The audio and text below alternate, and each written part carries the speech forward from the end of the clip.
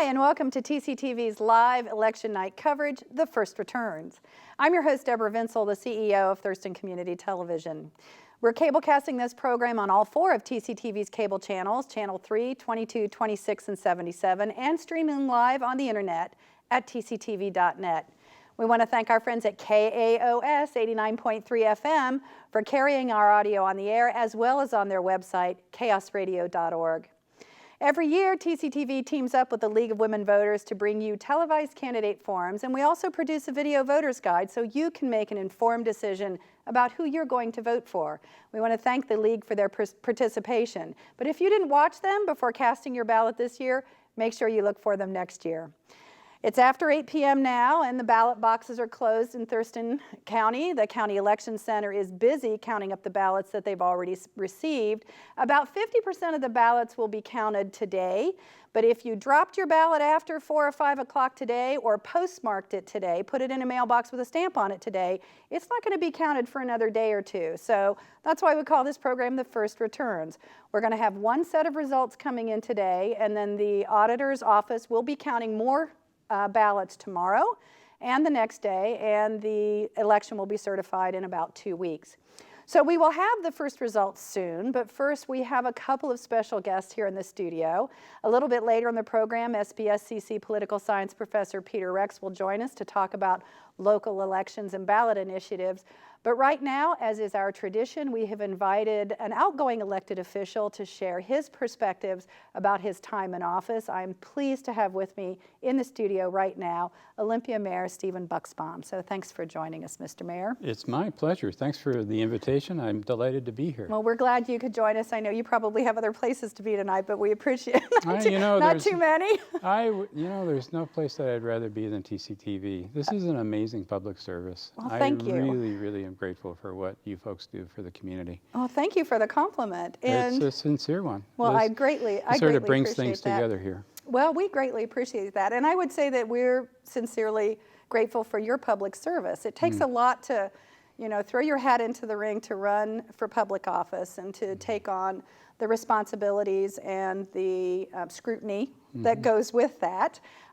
So I applaud anyone who steps up to the plate and takes a swing at it, and really respect and honor the folks who have chosen to serve and have served. And you've been on the Olympia City Council, first as a council member, now as the mayor, for 6 years. Almost 6 years. 6 years. So since you're going to be leaving office at the end of the year, I just wondered if you wanted to maybe share some of your perspectives about serving in that role as a public servant on the council and as mayor in the city of Olympia. Was there anything that you were particularly proud of in the last 6 years that you were able to be a part of?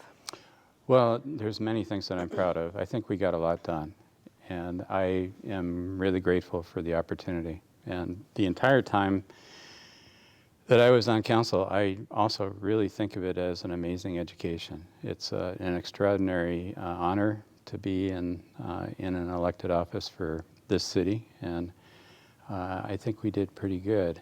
So some of the things that I'm most proud of, I am very proud of our stepping up in the first year that I was on council and redirecting our City of Olympia money to jumpstart the sidewalk program.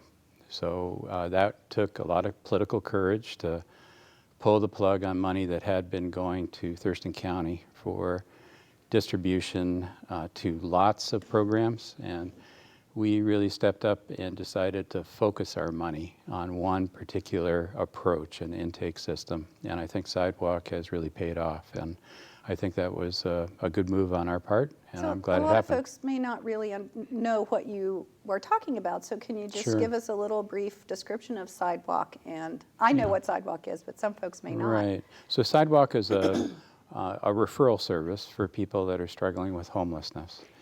And it's an essential service to really guide people to find the right kind of assistance in the right place, and work and counsel folks and facilitate landing them in a secure home. And prior to sidewalk being in existence, it was very difficult to sort of wander from one agency to another agency and find exactly the right fit. But Sidewalk works individually with people, and their counseling and connections can really make the difference in getting somebody on the right track for being in a secure home. And that was a good first step. We have a long ways to go on solving and dealing with homelessness. And I'm quite honestly, right now, in the City of Olympia School District, we have somewhere over 200 children that are homeless that are going to be in the schools tomorrow. So it's something that people, I think, should be thinking about, talking about at the breakfast table.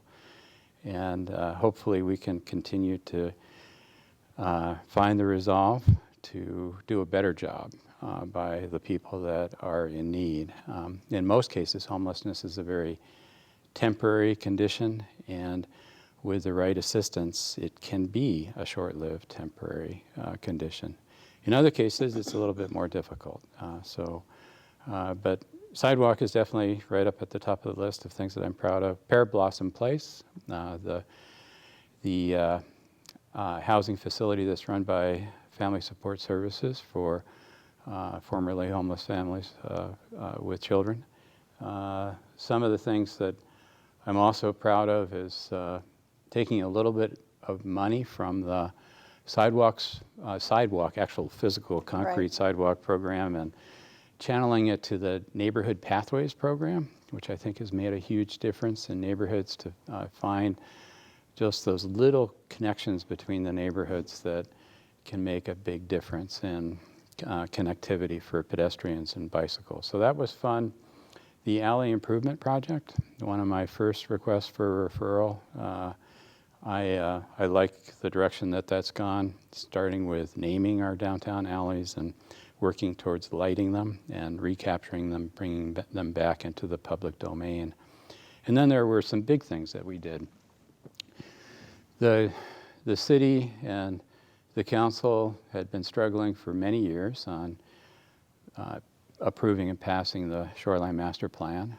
We got it done, and I'm glad for that. Our comprehensive plan, the same thing. The city had worked on it for many, many years, and it was gratifying to facilitate a positive conclusion to the comprehensive plan, which we're working on our action plan now. Those were big deals, and I think they'll have a meaningful, lasting effect on our community. And then the development of the community renewal area. One of the things that I pushed the hardest for. It's not as far along as I had hoped it would be. At the same time, I think that we will be able to look back 10 years from now and really see a big difference just as a result of the community renewal initiative being in place. So those are some of the things that are on my mind.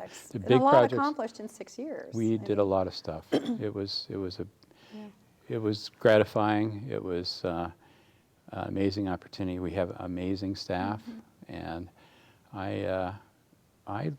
Olympia's got a lot of good things going for it.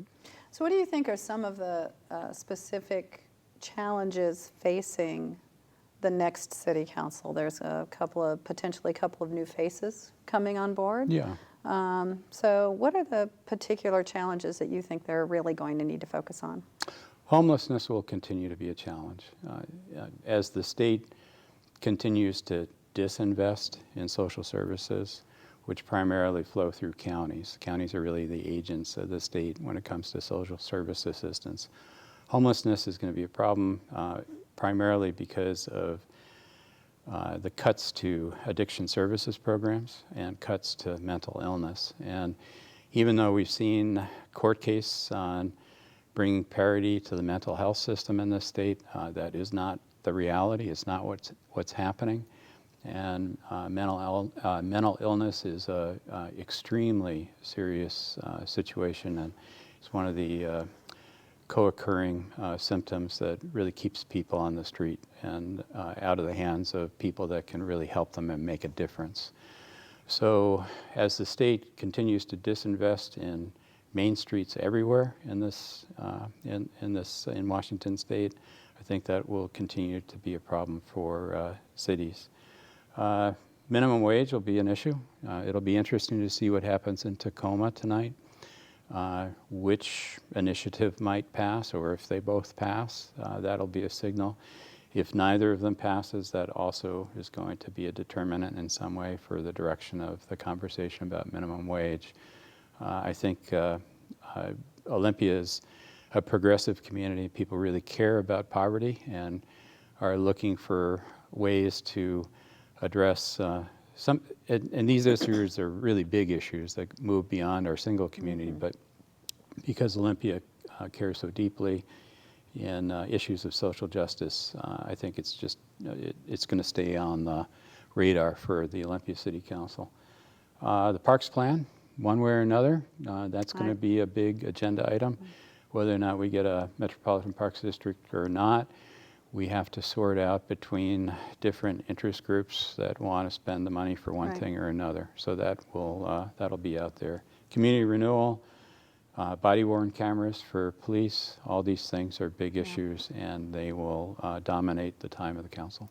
Well, I just want to take another minute and give you an opportunity to recognize folks that you'd like to recognize or say thank you to for, you know, those folks who have been working behind the scenes or in front of the cameras or, you know, alongside you in the last 6 years in your role. Are there anybody in particular you want to call out?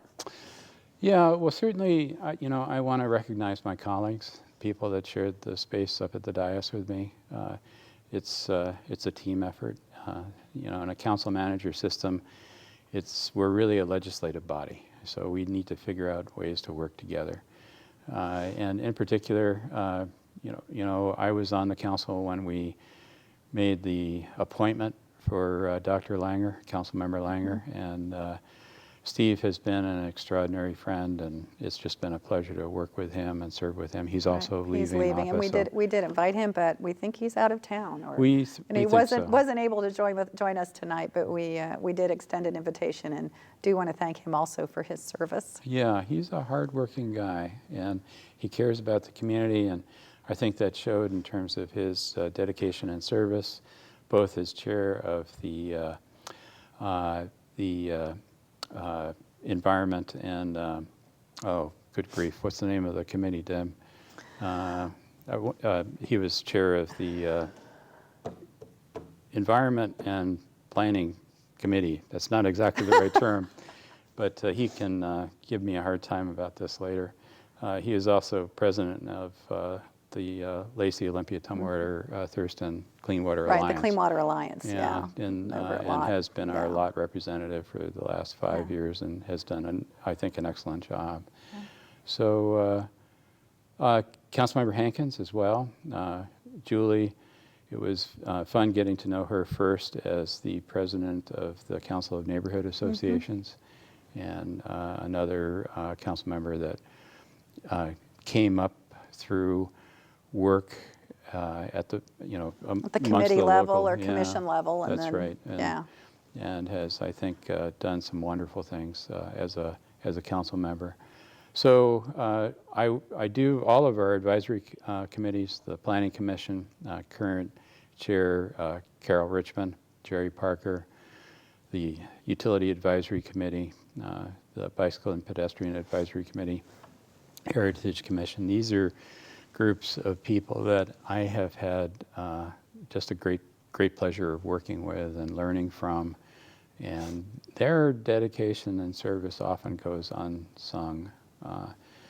They, you know, they don't get paid anything, but they show up and do the people's work, and so that's much appreciated. And of course, the staff. We really do have outstanding staff. I would agree with you on that. We work closely with the staff at the city, and they are very hardworking and very dedicated to what they are called to do. That's right. You know, so, well, I want to thank you for joining us tonight, and also thank you for your service. I know when you step into the role as public servant, it takes a lot from you and from your time and your family, and you know, it's not just a Tuesday night gig, you know. No. So there's a lot more involved with it. So, so thank you for being there on behalf of all of us. You're most welcome. We greatly appreciate it. Yeah, I'm grateful for the privilege. Okay. So we're going to be joined by SPSCC Political Science Professor Peter Rex in just a minute. But first, you've dropped your ballot into a box or you've put it into a mailbox. What happens to it then? TCTV producer Susan Willis met with Mary Hall, our auditor, to create a video that follows the ballot.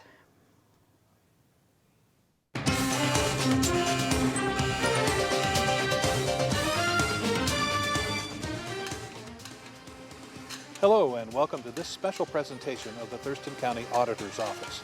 Over the next few minutes, Auditor Mary Hall will explain the process of voting, how ballots are kept secure, and how votes are tabulated. The one constant in elections is that elections are always changing.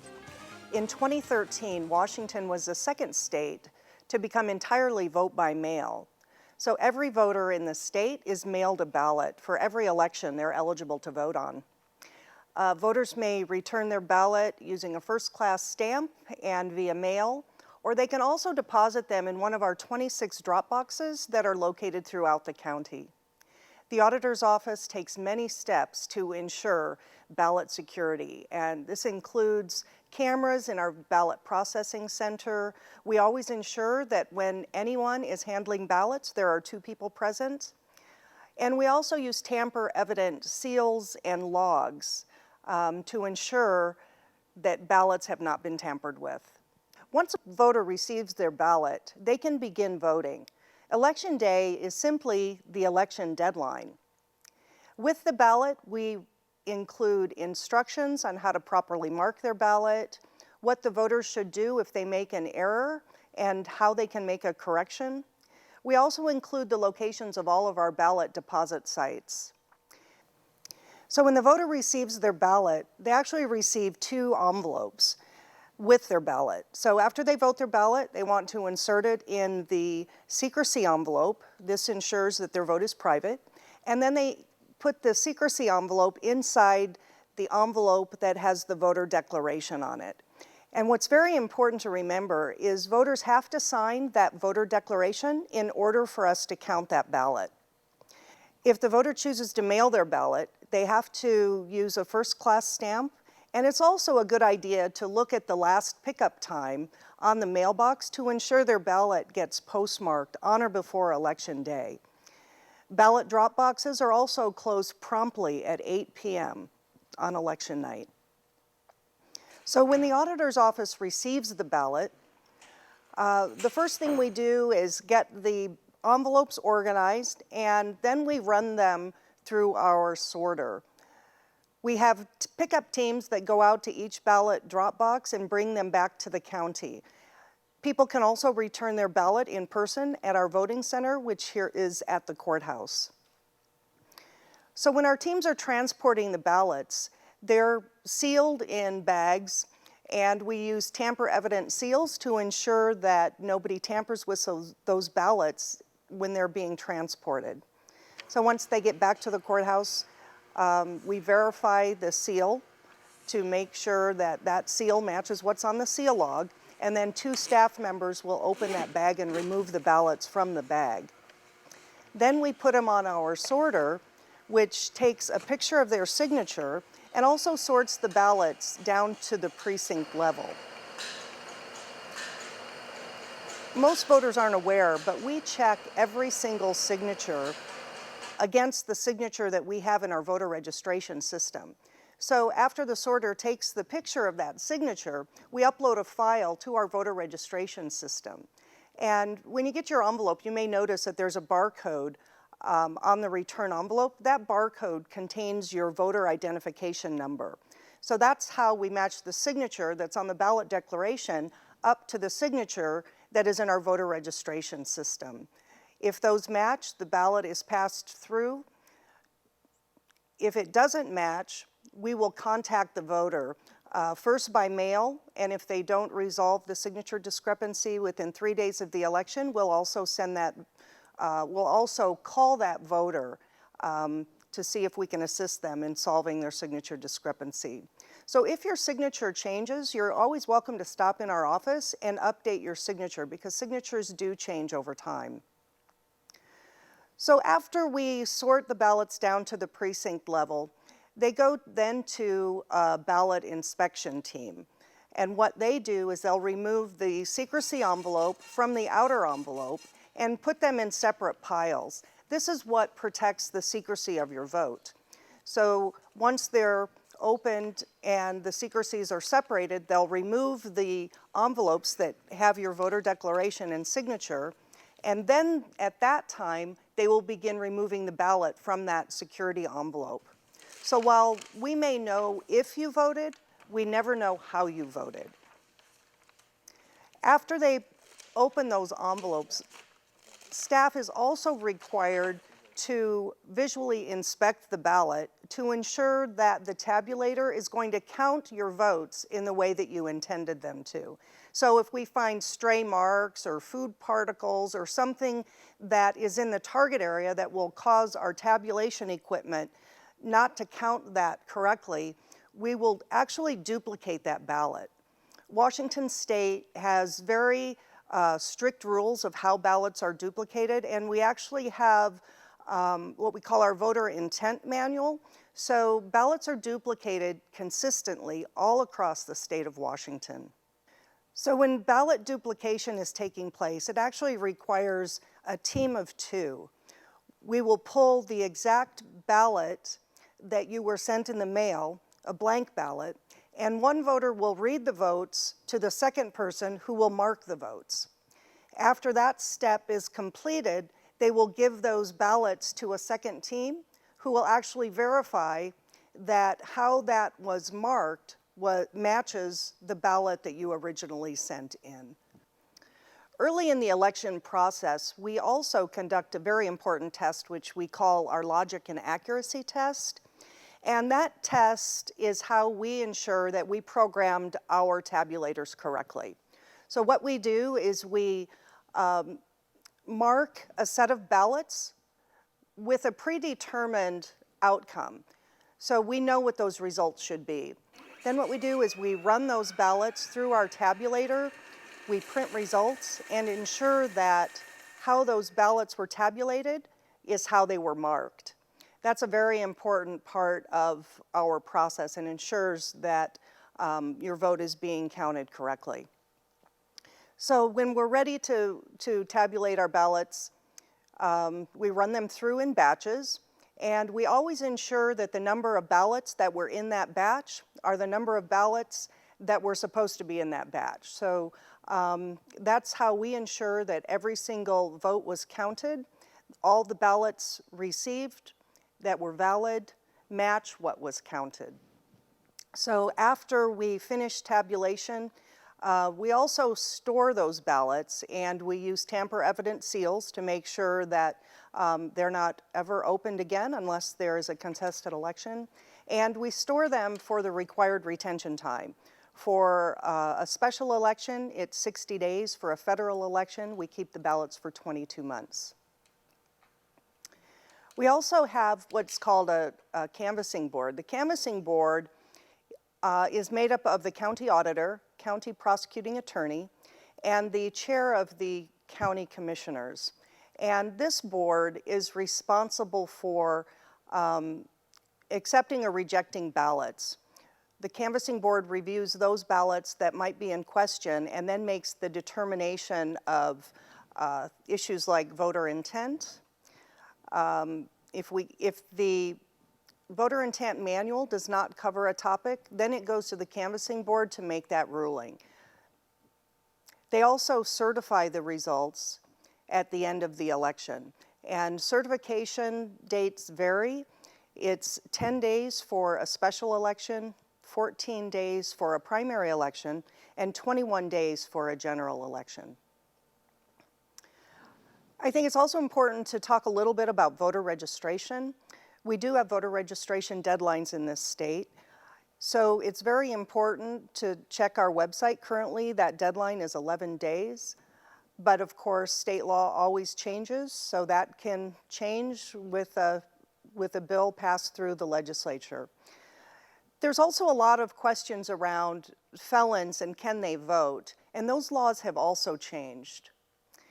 As long as you are not under supervision of the Department of Corrections, you're eligible to vote even with a prior felony conviction. So this is a recent change in state law, and I think that's important to note as well.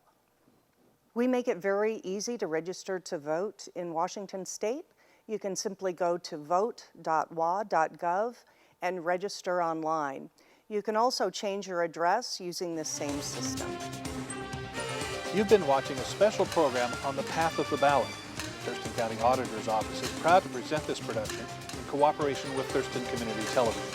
For more information, please visit www.thurstonvotes.org or check us out on social media. Thanks for watching.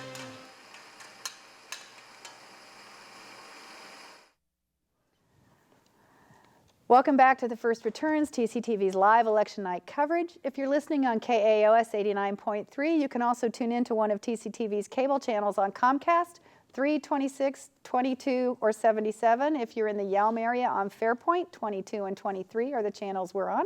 We're also streaming this program on the internet. Go to tctv.net to view the program online. We're pleased to have with us now in the studio Peter Rex from South Puget Sound Community College. Thanks for coming back this year, Peter. Happy to be here. We had so much fun last year. We had to do it again. It was great. Okay, it was great. And I would like to just take a little tiny moment to boast that our election returns from 2014 were recognized by the Alliance for Community Media, which is a national organization of people who do what we do, with a national award for our coverage. So, and you were a part of that and made it successful. And the comments we received from folks who adjudicated that thought we had a very unique presentation, and they really liked it. So makes election night special. So award-winning election coverage. Thanks for being here. Yeah. There's a lot going on. We have obviously some results coming in, as you can see right now. So we might as well just get to those right now. In the Port of Olympia race, as you can see, Joe Downing, who is the challenger to incumbent George Barner, with 59% of the vote right now. That's a pretty significant lead at this point. Yes, George Barner's been a fixture in Democratic politics here in Thurston County for many, many years as a Thurston County Commissioner, now as a Port Commissioner. And Joe Downing ran a very good campaign. He's a financial examiner, and a lot of people think that we need a little bit more financial expertise on the board at the Port Commission. And George Barner was hurt a little bit late in the campaign with information that he had like 12,000 emails that he had not returned. And so I think that was a little bit costly to him. But he's had a long record of service in this community and lots of support. Yeah, George is well known in the community for the service that he has provided. So moving on to the next race. What do we have next? We have, E.J. Zeta and Jerry Farmer. This one's close. Jerry Farmer with 51%, E.J. Zeta with 49%. This was an open seat, or it is an open seat, and that's pretty close for this point in the ballot counting. Right. We'll have to wait and see what happens on that one. Jerry Farmer, small business owner, been at a million events. You've probably seen him at lots of places. And E.J. Zeta, a professor and scientist. They're looking to take the position that Sue Gunn had. She had to step down for health reasons, and that'll be very close. We'll see what happens, but the voters seem pretty divided on that one. And this is really one of those where we really can't say anything about it tonight. With only 50% of the ballots being counted tonight and ballots being counted tomorrow and Thursday and Friday, this one we're just going to have to keep an eye on. Yep, stay tuned. Okay, so moving on, we've got in the city of Lacey, Jeff Gadman, the incumbent, with a 59% of the vote right now over the challenger Bill Frere. Yes, again, another strong campaign, name recognition. People think he's done a good job, and so he's going to get reelected tonight. Yeah, and that's a significant lead. That's right. Probably not something that somebody could overcome. Moving on, in the city of Olympia, Cheryl Selby, pretty significant lead over Marco Rossi. 71% of the vote for Cheryl Selby as mayor coming in.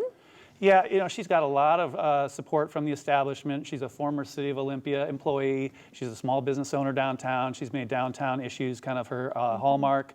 She's been serving on the city council for a couple of years now. She's been on the council, so she's known. And but Marco Rossi's he's a politician, a leader, young community leader with a bright future. I think people think highly of him, running as a kind of a progressive on the $15 minimum wage proposal, and so we may see more of him. I see him in future elections. Moving on.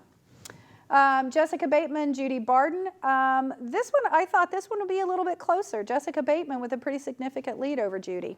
Yeah, she's another young voice. I think that a lot of people in Olympia have really responded positively to. She's working at the United Way. She's been very active in Grub. She's worked in the legislature.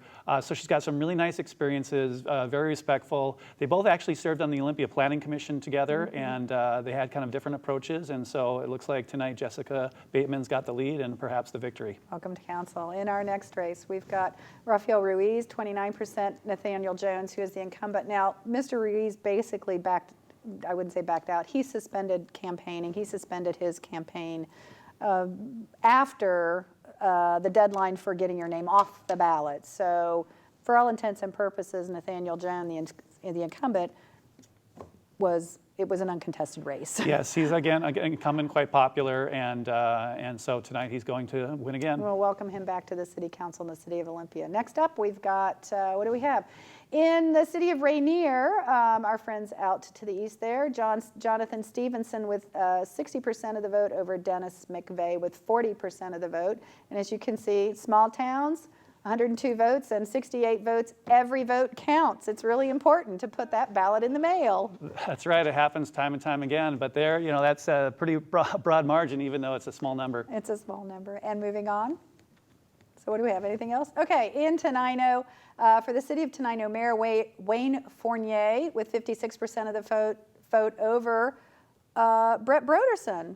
Is that a surprise? A little bit. They actually tied in the primary, and that was Mary Hall's been talking about how one vote does make a difference because whoever's name goes on the ballot first, they had to actually have a flip of the coin for that.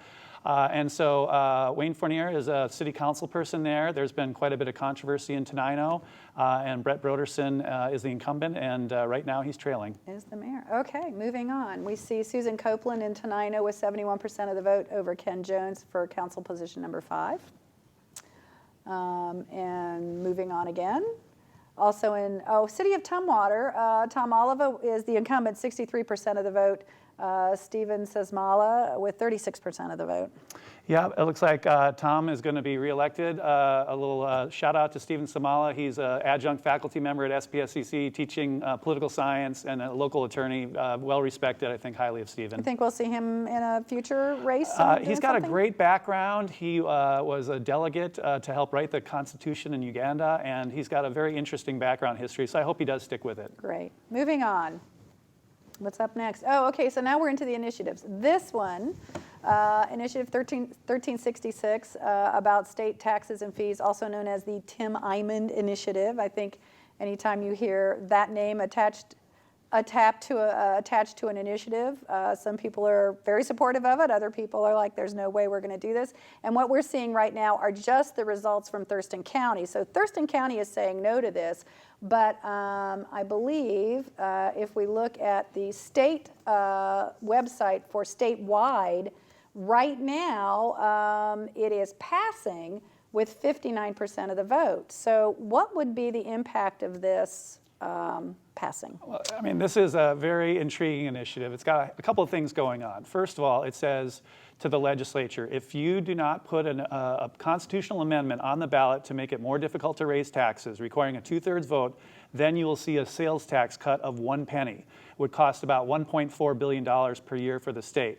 So we'd see pretty big cuts. So it's really a lever to try to get that on the ballot as a constitutional amendment.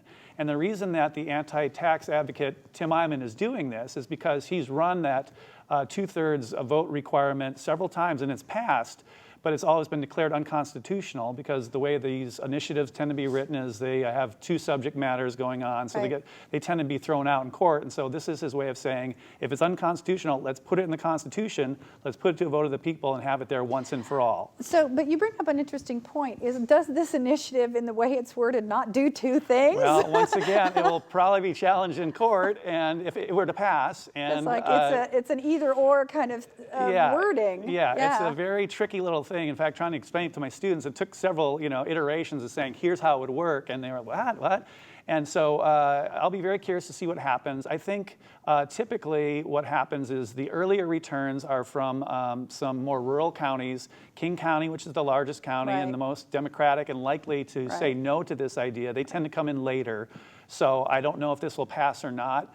Actually, Thurston County is a little bit of a bellwether. If we're saying 52-48 no, that means a little more progressive here. Yeah, it's likely to probably be defeated by a pretty good margin in King County. So we'll see. I don't know if it's going to pass yet or not. His often start out a little bit higher and then kind of decline as more votes come in. It's just, I'm looking at it, I mean, on the state website right now, we've got a 59% yes to a 41% no. That does seem to be a pretty big gap. It seems big. I'd have to see where those votes are coming from. And again, if there's a lot from Thurston County, then it will probably pass. And the idea of making it more difficult to raise taxes has always been popular. So it could pass, and we'll just have to wait and see. But I think King County will be the key. Okay, so we'll have to wait and see what comes in from King County. Moving on. What do we have? Okay, initiative number 1401. Passing again, here in the numbers you're looking at right now are from Thurston County, and Thurston County says we don't think people should traffic in animal species that are threatened or endangered. So passing here, and statewide also passing with 71%. So where did this measure come from? This one was very curious. It was primarily bankrolled by Paul Allen, and lots of conservation groups supported it as well. But as I was talking to my students about it, it wasn't one that was on most people's radars as being a problem that was needing, to be addressed in initiative. But it was, it got the signatures and had a campaign and lots of support. And the basic idea is that it's going to make it more difficult to traffic in animal parts of animals like that are ivory and rhino horns and that kind of stuff. Threatened with extinction, and especially ivory. And so on its face, it seems like a very good idea, and we'll be one of the strongest states with the strongest laws against that if it passes, and it looks like it's going to pass easily. I know, I remember sitting down and, when I got my election pamphlet from, and I read through it, and I was like, this has just been so totally off the radar. It just kind of came out of nowhere, and I didn't realize that Paul Allen was involved in the discussion of that. He bankrolled most of the efforts for the signature gathering in the campaign as well. Wow. So it's going to be a new law for us. Okay, so what do we have next? Oh, so these are some of the things that are locally we're looking at. So this is the formation of the Olympia Park District. 56% of the voters in the city of Olympia support that, 43.5% against that. Yeah, that's a really interesting one because it had an opposition. And usually when you see like a parks effort, there's not a big opposition. A lot of people raise concerns. The proposition itself was only approved by the Olympia City Council on a 4-3 vote to send it to the voters itself. So the council was split. So they were split on it, and so there was lots of questions about how the money is going to be spent. Is there a plan in place yet? Who gets to actually decide how that money's spent? And so it had a lot of questions on it. And so I think this is about where I would expect it. I think it's probably going to be in somewhere in the 50s. I don't think it's going to be a resounding yes. But people in Olympia love their public amenities, and they tend to support those things. What is the benefit of a park district? The way it gives actually taxing authority to the city of Olympia, so they can tax what they say it's going to be 54 cents per thousand. So if you have a $200,000 home, it's $108 per year.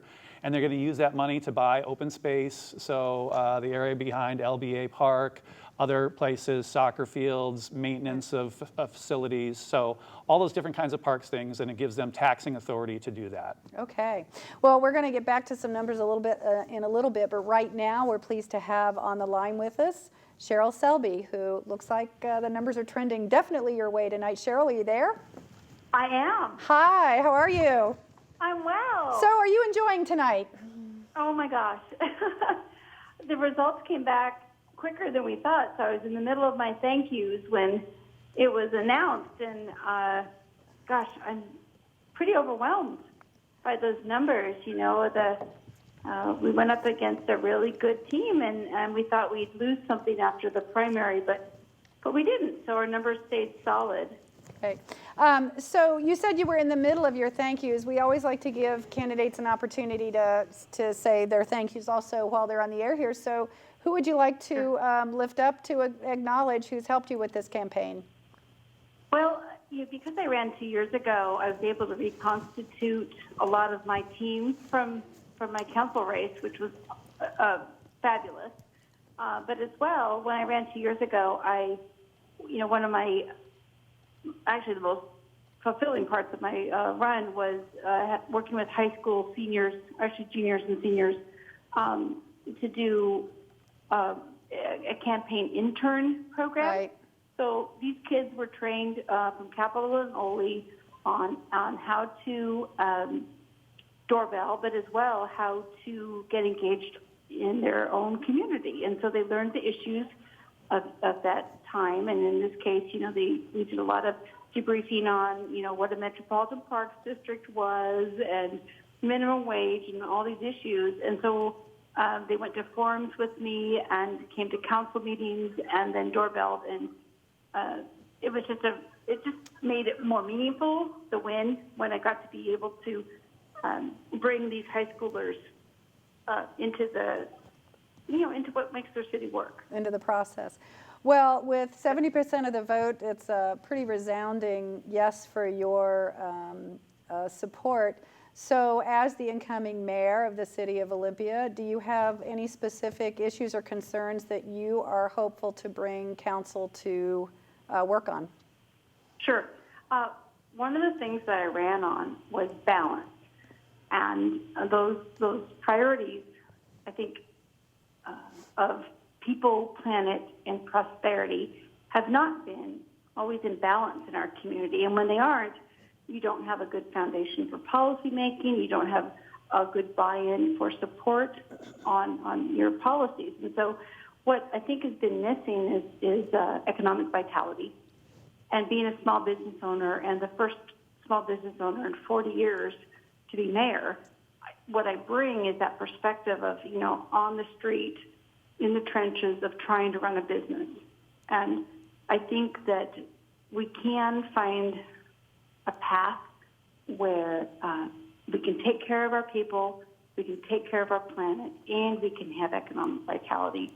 I mean, it's going to be work, it's going to be education, and it's going to be people stepping off of their positions a little bit to find some middle ground. But if we get there, it will be amazing what we can do for Olympia.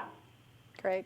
Well, I want to thank you for taking time away from your celebration to speak to us and speak to the viewers. And congratulations again on becoming the next mayor and the first woman in 25 years. 25 years. Mm-hmm. Well, congratulations on that. Yes, thank you so much. So get back to the party. Thanks for joining us. Oh, you bet. Take care. Take care. Bye.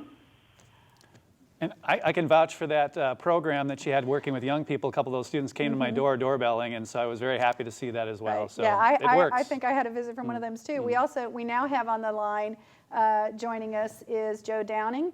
So it looks like Joe's going to be elected to the Port Commission. He is soundly defeating at this point the incumbent George Barner. Joe, are you there? Yes, I am. Hi. Well, welcome to the program. Thanks for joining us tonight. So, how are you feeling right now? I'm very excited. I'm elated. It's my first campaign, and so, I'm really looking forward to entering this type of public service, and, I'm just on top of the world. I'm so excited that the voters elected me by a wide margin. It certainly looks that way. You said this was your first campaign. Was there anything in particular that surprised you about campaigning? I believe that, I've been at it 9 months, and so that, that length of time now I feel like it's part of my life. And so it was surprising, how much work it was, but on the other side of the coin, just doing the work made me know that I was meant for public service. And so, many things came together for me at the right time to be able to run this campaign, and had really excellent people on my core group of supporters. And so we put together a good program, and we just worked it, and we stayed on our message and trusted that would gain the results, and that came to pass tonight. So I'd like to give you an opportunity to acknowledge folks who helped you. Is there anybody in particular you would like to say thank you tonight? Well, I would not be here tonight without a small team of folks that came together to support my campaign. Some of those people are Clydia Kuykendall, Phil Schulte, Frank Gorecki, Steve Garrett, and then the team was joined by former mayor of Olympia, Doug Ma, and then later Aslan Mead. They all played an important role and helped me to strategize the campaign and assisted so much with campaign tasks. So I'm so grateful to them, and also another 10 to 20 other volunteers that doorbelled with me, waved signs with me, and also put together 2 really excellent fundraisers, one in February, another one at the farmers market, I think last month, or actually it was September. So yeah, really. Okay. Well, it's going to be an interesting Port Commission because there's going to be 2 new faces on the Port Commission. You'll be joining Bill McGregor there, but we're still looking at the E.J. Zeta, Jerry Farmer vote too, and we're going to be talking to one of them in just a second. So is there anything in particular that you would like to see the commission start working on right away? Well, I just have a couple of points to make in general about the commission. The port can do so much for this community from the standpoint of economic development, also in assisting small businesses as they grow, and developing good projects and leases for the vacant parcels of land, and also, of course, protecting the environment. So I look forward to working with the other 2 commissioners, Commissioner McGregor and whoever wins that other race. I believe it's pretty close. And I also look forward to working with the cities, the counties, and the tribes to help solve the common problems that we must face together. Okay. Well, thank you for taking time to be with us tonight, to call in. I know you probably have some folks that you're celebrating with right now, so I'll let you get back to that. And we look forward to the next year with you on the commission. Oh, thank you so much. Thanks to all the voters who voted for me, and thank you, TCTV, for giving me this opportunity. I appreciate it. You're most welcome. You're most welcome. Thank you. Thank you. Goodbye. Bye-bye. So he also had another effective advocate, which was his wife. His wife came to our door, and she was very genuine. She was a great person to carry the message as well. So another key part of that team. Great. You're in a great neighborhood for doorbelling. I know. I must have the magic house. Yeah. Well, and I would get home and I would find all the flyers and the door hangers and things, but I was never there to actually say hello. Yeah. Now on the phone, we're pleased to have with us Jerry Farmer. Hey, Jerry. Hey, Deb, how you doing? I'm doing well. Of course, you know, Jerry, no stranger to TCTV. We've seen you in front of our cameras many, many times, but it looks like right now this is a pretty close race between you and E.J. Zeta. Yeah, you're absolutely right. I've got a little over 50% of the vote, and Zeta's real close. So Yeah. it's going to be a barn burner here. Yeah, so I'd like to give you the same opportunity we've given other candidates. Are there folks that you would like to acknowledge or to thank for their support for your campaign? Yeah, you know, I just have to just be broadcast on that and thank all of my supporters. I have to say, Deb, that running for public office is a really incredible adventure, and certainly one of the things that it does more than anything else is make you feel very humble, because you see the report, you see the support of people that believe in you and care about you and believe the things that you believe, and it's a really edifying thing. So I have to say thank you to all of them for believing in me, and thank you to each and every one of them for going out of their way to change their lives in order to have a difference in the lives of others. So, Jerry, was there anything in particular that surprised you about running a campaign? Well, you know, the fact that it's a 24/7 experience, and also I think one of the things that I found frustrating was that it was difficult to do the candidate forums because very few of them were actual debates. You know, they're all set up kind of just as a presentational sort of thing, which I think is good in one way because you each get to present your view, but bad in others because there wasn't actual dialogue and debate and rebuttal between candidates. And I think that would serve the voters better if you had more of that going on. Okay, well, we'll take that to heart for next year because there's always next year to plan for. Hey, Yeah. I want to thank you for taking time out of I'm sure you've got a bunch of folks gathered with you there, and that you need to get back to that. But thank you for your time tonight and for throwing your hat into the ring. And we'll keep an eye on this. It could be a couple of days before we know how this one's going to fall. Yeah, that's very, very true. And Deb, thank you and everybody at TCTV for making this happen tonight. I know that you guys are working really, really, really hard to help our community out. So thanks again. I appreciate the compliment. Thanks, Jerry. Okay, take care. Okay. Something I really like that Jerry said there, which is the feeling on election night when you run for office is just great. Feeling humble towards all the people.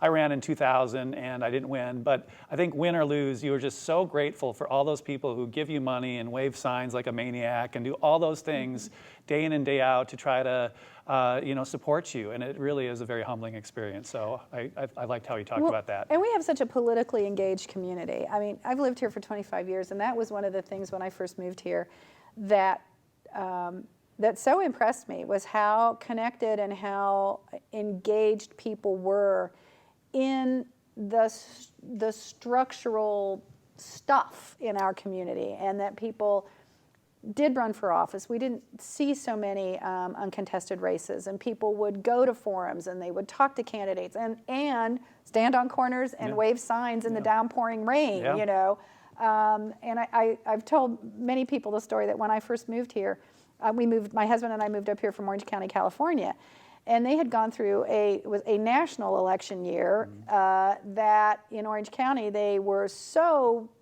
thrilled to pull something like 42% of the vote. The turnout was something like 42%, and they were so excited about that. And we came here in 1990, and I remember reading an article when Sam Reed was still our auditor, and he was so disappointed that we only had 62% turnout. And it just struck me as being so incredible that they were disappointed at that when in Orange County they were so excited that they got 42%. So I've always really been impressed by how engaged our community is in our electoral and governance. And I think being a government town probably has something to do with it.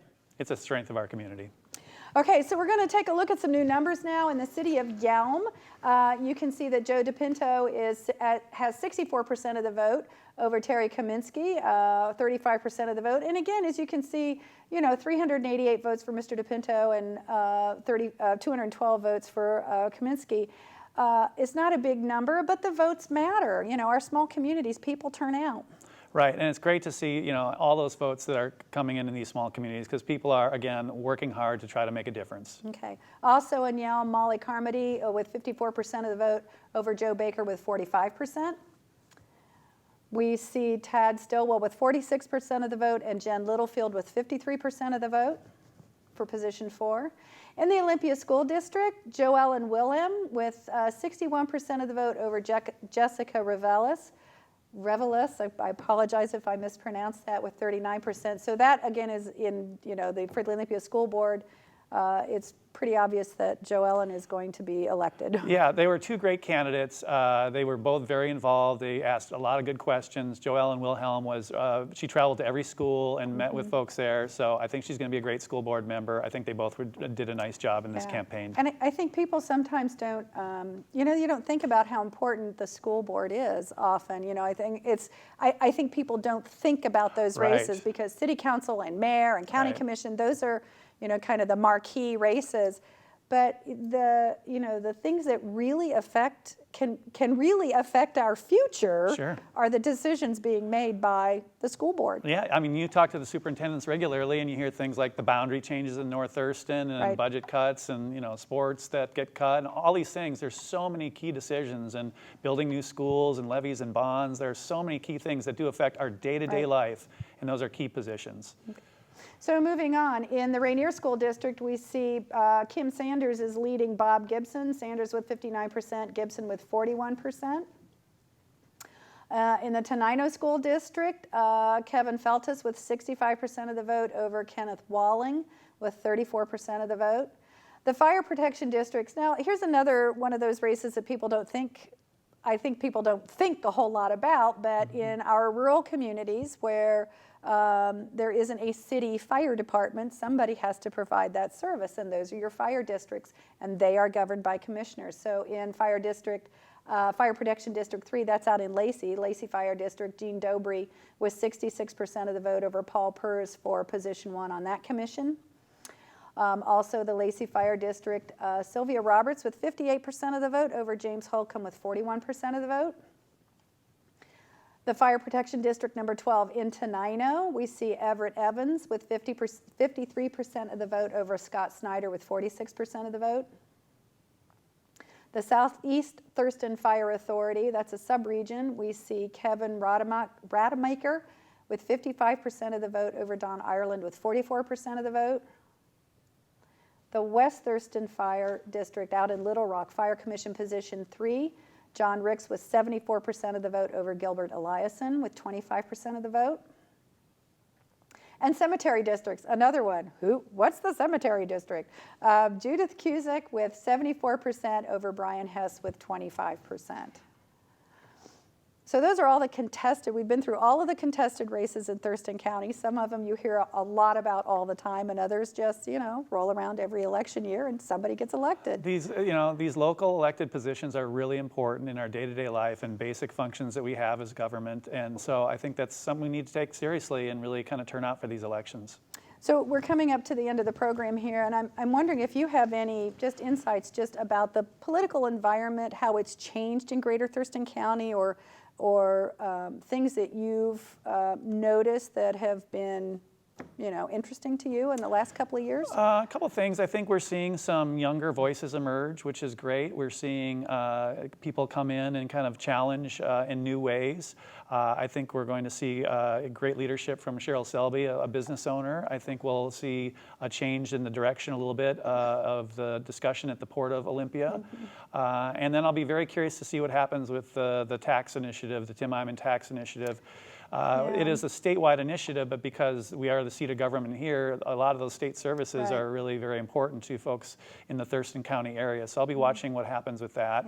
And the other trends I see is that it seems to be a struggle to get people to vote more than it used to be. Off-year elections are always tough, but the primary was the lowest vote turnout since the World War II, when soldiers were away. And so we need to try to find ways to engage people and get them interested and keep voting. Right, and looking at what the information we've gotten from Thurston County, 37,634 ballots have been cast. I would say those were the ones that have already been counted.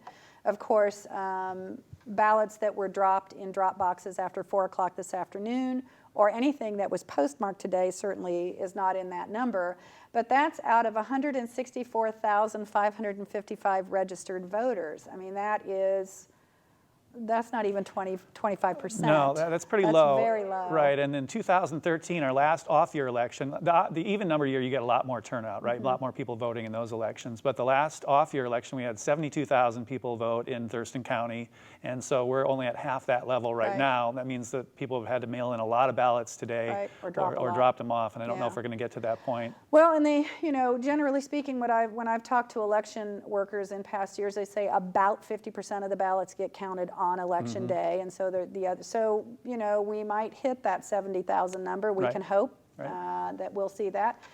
It will have an impact on a couple of races. Obviously, the race between Jerry Farmer and E.J. Zeta, that's one that we're really going to have to keep an eye on over the next couple of days to see what's coming out. But the rest of them, there were some pretty significant victories tonight. Yes, it seems a lot of them were clear and a lot of them were not that close, and so that's a little bit of a mandate for leadership for those elected officials to say, this is where we're going to go. Okay.